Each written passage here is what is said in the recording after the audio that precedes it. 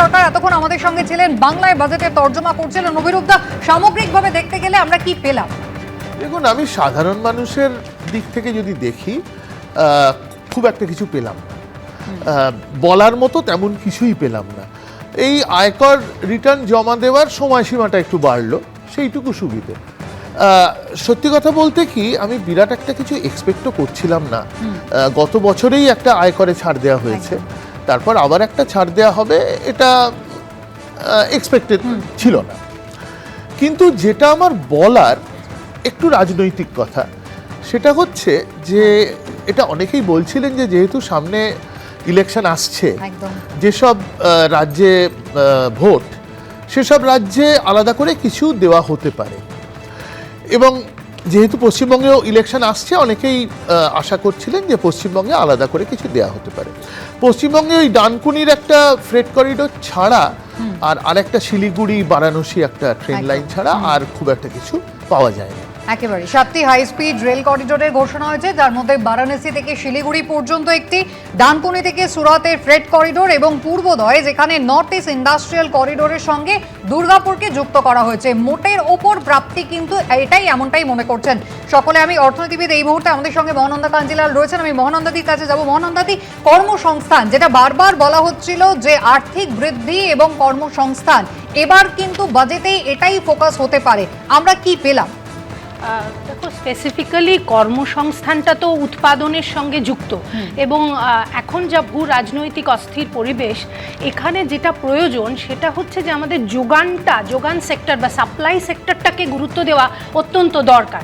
Manufacturing industry আরও বাড়ানো দরকার, কর্মনিযুক্তি কিন্তু তাতে বাড়বে। কিন্তু খুব দুঃখের বিষয়, আমি একটা জিনিস বলছি, যে একটা ডেটাতে আমরা পাচ্ছি যে 83% ইঞ্জিনিয়ারিং গ্র্যাজুয়েট আনএমপ্লয়েড গত বছরের ডেটা। এটা একটা ভয়াবহ পরিস্থিতি। কাজে এটার দিকে জোর দিতে হবে যে কি করে কর্মসংস্থানটা বৃদ্ধি করা যায়। এবং এখানে আমরা আজকের বাজেটে যেটা দেখলাম, যে যেহেতু টাকার দাম ভীষণভাবে কমে গেছে, এক্সপোর্ট কমে গেছে, এবং ইম্পোর্টটা বাড়াবার জন্য মাননীয় অর্থমন্ত্রী অনেকগুলো প্রভিশন অ্যানাউন্স করেছেন। কিন্তু এক্সপোর্টটা কি করে বাড়ানো যায়, অর্থাৎ রপ্তানিটাকে বাড়াতে হবে। কারণ রপ্তানির সঙ্গে, বিশেষ করে যেমন ধরো বস্ত্র, তার সঙ্গে যুক্ত রয়েছে বহু মানুষের রুজি রুটি। কাজে সেই ওই ধরনের কতগুলো জিনিস, চর্মশিল্প, এগুলোতে প্রচুর মানুষ নিযুক্ত, এগুলোকে কি করে আরো বুস্ট আপ করা যায়, সেটা আমরা দেখলাম যে 10,000 কোটি টাকা সেই ব্যয় বরাদ্দের কথা কিন্তু আজকে ঘোষণা করলেন নির্মলা সীতারামন। আমি কেয়াদির কাছে এই জায়গায় যাবো। কেয়াদি, তৃণমূল কংগ্রেসের পক্ষ থেকে তো বলার জায়গা আরো খুলে গেল। গতবার যখন বাজেট পেশ হয়েছিল তখন বিহারের জন্য একেবারে ঝুলি উপর করে দিয়েছিলেন নির্মলা সীতারামন। পশ্চিমবঙ্গবাসী কি পেল এবার? দেখুন, অসুবিধাটা হচ্ছে যে যদি প্রচুর পশ্চিমবঙ্গের ঝুলিতে অনেক কিছু এসেছে, সার্বিকভাবে পূর্ব ভারতের জন্য অনেক কিছু এসেছে, সেটা না হয় পরবর্তীকালে নিশ্চয়ই জানাবো। কিন্তু যদি পশ্চিমবঙ্গ সেন্ট্রিক কিছু হতো, তখন তৃণমূল বলতো ভোটের জন্য ভারতীয় জনতা পার্টির সরকার, কেন্দ্রীয় সরকার এটা করেছে। আবার যদি সামগ্রিক পূর্ব ভারতের জন্য ডেভেলপমেন্ট হয়, তখন বলবে পশ্চিমবঙ্গের ঝুলিতে কিছু দেওয়া হলো না। তো এদিকে যায় না ওদিকে যায়, বিরোধীরা বিরোধীদের মতন কথা বলবেন। কিন্তু আমরা সাধারণ মানুষ, বিহারের ক্ষেত্রে এই দোনামোনাটা বোধহয় ছিল। আমরা সাধারণ মানুষ যেগুলো দেখছি সেগুলো হচ্ছে যে পশ্চিমবঙ্গের ক্ষেত্রে যেটা অভিরূপবাবু বললেন, যে মেনশন করলেন, কতটা খুশি হলেন সেটা জানি না, কিন্তু অন্তত মেনশন করলেন যে বুলেট ট্রেন, কিছু শিলিগুড়ি থেকে বারাণসী ট্রেন পাওয়া যাবে, হাই স্পিড ট্রেন পাওয়া যাবে। এবং আরেকটি ইন্টারেস্টিং, যে ইস্ট কোস্ট ইন্ডাস্ট্রিয়াল করিডোর একটা হচ্ছে দুর্গাপুর থেকে, যে ইন্ডাস্ট্রিয়াল করিডোর যে বা হাব হচ্ছে আমাদের পানিহাটিতে, যে একটা আমাদের হচ্ছে একটা সেন্টার হচ্ছে, এবং এছাড়াও প্রতিটা জেলায় জেলায় মেয়েদের জন্য একটা হস্টেল হচ্ছে। এগুলো যদি সামগ্রিকভাবে বর্তমান পরিস্থিতিতে দাঁড়িয়ে দেখি, পশ্চিমবঙ্গের যেটা তো অনেকখানি। কারণ পশ্চিমবঙ্গে এই মুহূর্তে দাঁড়িয়ে এই যে পরিকাঠামোর কথা, যেটা কয়েকদিন আগে মাননীয় প্রধানমন্ত্রীও বলে গেছেন, যে আমাদের এখানে আমরা শিল্প তখনই করতে পারবো কুসুমিতা, যখন আমরা পরিকাঠামোর গুরুত্ব দেব। পরিকাঠামো নিয়ে শিল্প তো মাঠে আকাশে হবে না, শিল্প হবে জমিতে। সেই জমি অবধি পৌঁছতে গেলে যে পরিকাঠামো দরকার, সেটা মাননীয় প্রধানমন্ত্রীও বলে গেছেন। আজকে আমরা বাজেটেও শুনলাম যে যেগুলো এই যে রাস্তা তৈরি হবে সুরাট পর্যন্ত, অর্থাৎ পুরো পূর্ব থেকে একদম পশ্চিমকে যে দেশের মাঝমধ্যখান দিয়ে নিয়ে যাওয়ার যে ইন্ডাস্ট্রিয়াল একটা করিডোর, সেটা তো পশ্চিমবঙ্গের ভবিষ্যতের কথা ভেবেই তৈরি করা হয়েছে, তো সামগ্রিকভাবে পশ্চিমবঙ্গের আশাপ্রদ। ভবিষ্যতের কথা ভেবেই তৈরি করা হয়েছে। প্রধানমন্ত্রী সিঙ্গুরে এসে কি বলেছিলেন আমাদের সকলেরই মনে আছে। আশা কিন্তু সিঙ্গুরবাসীও দেখেননি, আর আজকে পশ্চিমবঙ্গের মানুষ যারা অপেক্ষা করেছিলেন, বা যদি বলা যায় যে মধ্যবিত্ত, আয়করের ক্ষেত্রে আর কিছু সুরাহা হয় কিনা, বা সুদের উপরে কোনো ছাড় সত্যিই হয় কিনা, বয়স্ক মানুষরাও যে অপেক্ষা করেছিলেন সেই অপেক্ষা বোধহয় মিটলো না। রাহুল চক্রবর্তী, সেন্সেক্স কিন্তু ইতিমধ্যেই বেশ খানিকটা পড়ে গিয়েছে, আপনাদের জানিয়ে রাখি রাহুল দা। না, প্রত্যাশিত ছিল সুবিধা, বাংলার জন্য কিছু করা হবে না, এটা আমরা আগে তো জানতাম, মানে প্রথম থেকে জানি। সন্তান, যেটা চন্দ্রিমা ভট্টাচার্য বৈঠকে বাংলা থেকে বলেছিলেন। বাংলা একদম সৎ সন্তান, বাংলা প্রথম কথা প্রথম থেকে অভিরুদ্ধ যেটা বললেন, উনি তো নন পলিটিক্যাল মানুষ, একদম একদম সোজা কথা বললেন যে বাংলা কি পেল, শিলিগুড়ি থেকে একটা ডানকুনি অব্দি করিডোর, ওখান থেকে বেনারস থেকে একটা ট্রেন, এই তো মধ্যে কথা বাংলার জন্য। তো বাংলা পেল কি, যারা ঢক্কানি নাচ করে বলছে সোনার বাংলা বানাবো আমি দিনে আমরা এসে, তো মানুষ তো প্রশ্ন করছে সুদের ক্ষেত্রে কি ছাড় হলো, মানুষ তো প্রশ্ন করছে কর্মসংস্থানে কি হলো, মানুষ তো প্রশ্ন করছে ভাই আজকে প্রত্যেকটা ম্যানুফ্যাকচারিং ইন্ডাস্ট্রি বন্ধ হয়ে যাচ্ছে, তার সুরাহা কি হলো, কোনো উত্তর তো নেই, বাংলা নিয়ে একটা শব্দও নেই। তাহলে বাংলাকে যারা আগামী দিনে সোনার বাংলা বানাবে বলছে, তাদের কাছে বাংলার জন্য ঝুলিতে কি আছে, কিছু নেই, শূন্য ঝুলি। তো এটাই তো স্বাভাবিক, বাংলার জন্য ওদের কোনো প্ল্যানই নেই, কারণ বাংলাকে ওরা পরিত্যক্ত করে রেখেছে, বাংলা নিয়ে কোনো মন্তব্যই নেই, কারণ বাংলাকে ওরা লিস্টের মধ্যে ধরেই না। প্রথম থেকে মমতা বন্দ্যোপাধ্যায়, অভিষেক বন্দ্যোপাধ্যায় যা বলে আসছেন যে বাংলা হচ্ছে সন্তান, যেটা বলেছি আজকে তাই প্রমাণ হলো। বাংলা নিয়ে এদের কোনো মাথা ব্যথা নেই, কুসুমিতা কিছু করবে না। আজকে তোমাকে যদি বলি আমি, কুসুমিতা, বিহার বাজেটের আগে কি আমরা বিহারে ভোটের আগে এটা দেখতে পেয়েছি? বিহার তাহলে কি মানে প্রিয় সন্তান? তো আজকে সেটাই, আমি কোনো প্রাদেশিকতার কথাই যাচ্ছি না, কিন্তু বাংলার ক্ষেত্রে কি পেলাম আমরা?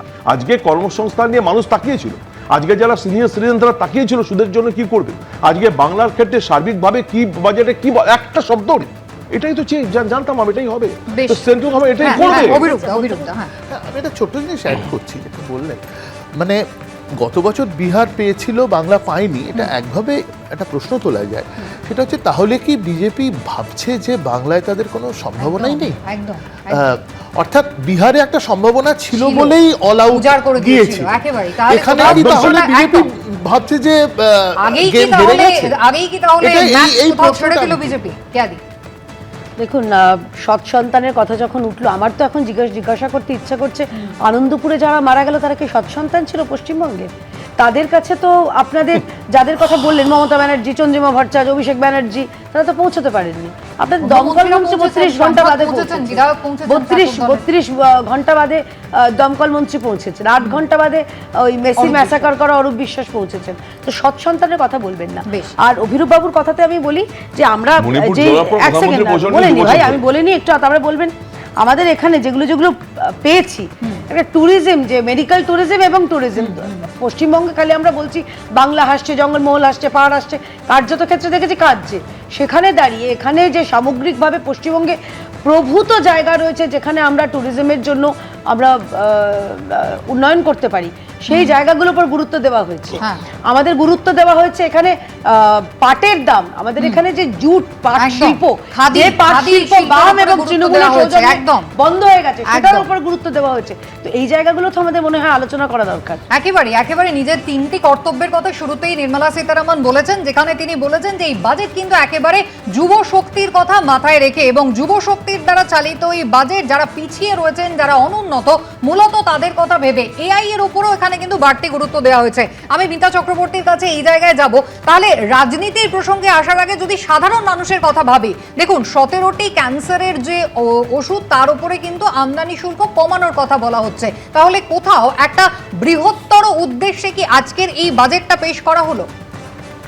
আপনি বলছেন যুব শক্তির কথা ভেবে এই বাজেটটা পেশ করা হয়েছে, নির্মলা সীতারামন বলেছেন। আমরা যদি এখন আনএমপ্লয়মেন্ট রেট বা বেকারত্বের হার দেখি, দুজন গ্র্যাজুয়েটের মধ্যে 50% আর আনএমপ্লয়েড, মানে 50% চাকরি পায় না নতুন প্রজন্মে। আনএমপ্লয়মেন্ট রেট যদি দেখি ইয়াং ওমেনদের মধ্যে, অর্থাৎ কম বয়সী মহিলাদের মধ্যে, সেই রেটটা হচ্ছে 26.3%। ইয়াং মেনদের মধ্যে দেখি সেই রেটটা হচ্ছে 15.8%। এটা কিন্তু গভর্নমেন্টের ডেটা বলছে।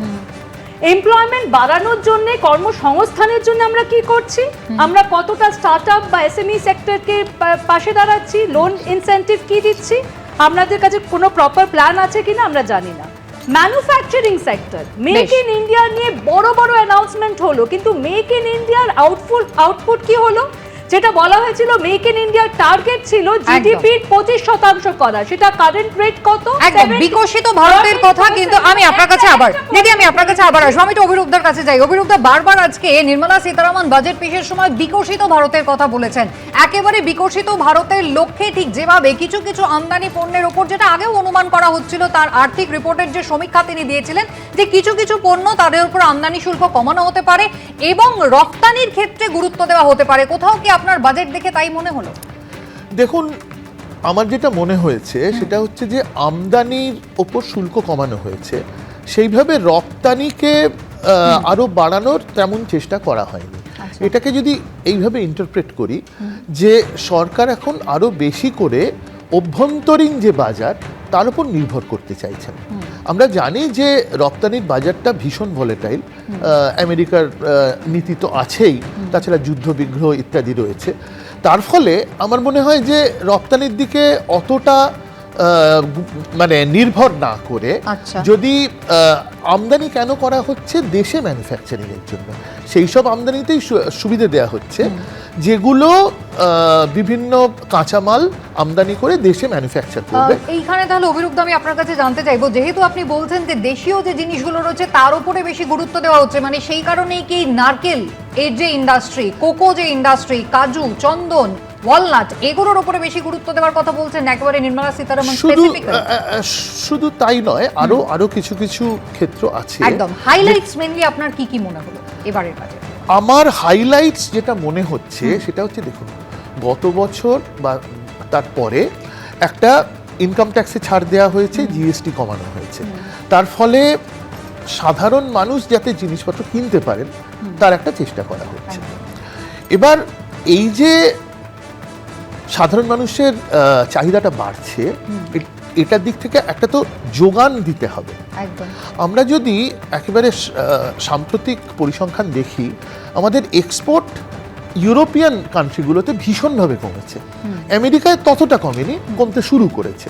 এটার একটা কারণ হচ্ছে দেশের বাজারে যোগান দিতে গিয়ে আমরা এক্সপোর্ট কম করতে পারছি। এর একটা উপায় এর থেকে বেরোনোর হচ্ছে দেশের যোগানটা বাড়ানো, এবং সেই দিকে আমার ধারণা, সেই দিকে নজর দিয়ে সরকার দেশের বাজারে যাতে যোগানটা বাড়ে তার একটা চেষ্টা করছে। আমি একেবারে অর্থনীতির দিক থেকে বলছি, এর মধ্যে কোনো পলিটিক্স আনছি না। তো সেইটা কতটা ফলপ্রসূ হবে সেটা তো ভবিষ্যতেই বোঝা যাবে, কিন্তু মানে বাজেটের যদি কোনো ফিলোসফি থাকে বা চেষ্টা থাকে, তাহলে আমার মনে হয় এইটুকুই চেষ্টা যে দেশের বাজারটা যাতে যোগানের দিক থেকে খানিকটা উৎসাহ পায়। বেশ, সেক্ষেত্রে এমএসএমইতে যে বরাদ্দটা করা হয়েছে 10,000 কোটি, সেইটা আপনি কতটা যুক্তিযুক্ত বলে মনে করছেন, বা সেইটা কতটা আমাদের কাজে লাগতে চলেছে? দেখুন, এমএসএমইর সারা দেশের এমএসএমইতে 10,000 কোটি খুব সামান্য টাকা, প্রায় কিছুই নয়।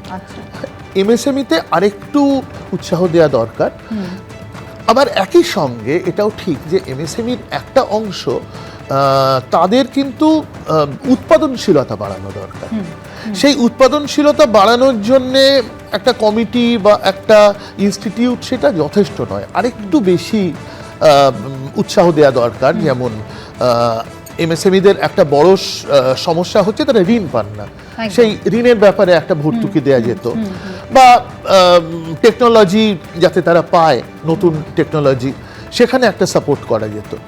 তো আমার যেটা মনে হয় এমএসএমই কে 10,000 কোটি টাকা দেওয়া হয়েছে সেটা যথেষ্ট নয়, সেটাকে আরেকটু বাড়ানো অবশ্যই উচিত। অভিরূপদা, এইখানে আমি আরেকটা জিনিস জানতে চাইবো, একদিকে যখন দেশের মানুষ কর্মসংস্থানের কথা বলছেন, অর্থাৎ যুব সমাজ তাদের আরো বেশি চাকরির জায়গা করে দেওয়া হোক, তার জন্য পরিকাঠামো তৈরি করা হোক, তার জন্য সরকার অর্থের যোগানের ব্যবস্থা করুক, সেটা তহবিল তৈরি করে হোক বা যাই করে হোক। তার পাশাপাশি আমরা দেখলাম নির্মলা সীতারামন এবারের বাজেটে কিন্তু খুব গুরুত্ব দিলেন এআই এর উপর। হ্যাঁ, এখন দেখুন, এআই ব্যাপারটা একটু গোলমেলে এই অর্থে যে এআই আপনি যখন ইন্ট্রোডিউস করছেন তখন সরাসরিভাবে কিছু কর্মসংস্থান কমে যাচ্ছে, কোনো সন্দেহ নেই। কিন্তু এআই ব্যবহার করার ফলে কোম্পানিগুলোর এফিসিয়েন্সি বাড়ছে, প্রফিট বাড়ছে, এবং তারা আরো বেশি বিনিয়োগ করছে এবং আরো বেশি। এবিপি আনন্দ এগিয়ে থাকে, এগিয়ে রাখে।